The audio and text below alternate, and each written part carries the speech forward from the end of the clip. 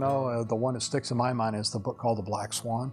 The author spends a lot of time complaining about not winning the Nobel Peace Prize for economics, but there are a few key few key lessons in there. One that stuck with me is he was very cautious about basing future performance outcomes on past experience.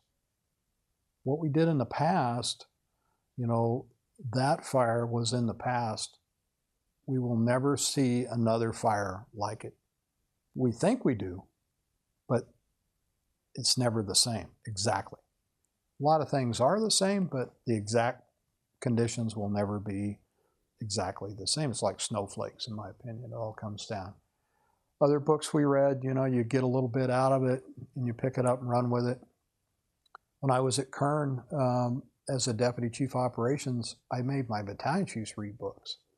And, we read Who Moved My Cheese because it was about change management. We were going through a big change, and then there's another book, The Iceberg is Melting, where it's about change and finding new fishing areas if you're a penguin. But I'll never forget at a shift change meeting, we were talking about who moved my cheese. And one of my battalion chiefs, Dave Goodell, came up with this thing. He said, I realized after reading this book that sometimes you just have to learn to dance the Ligmo.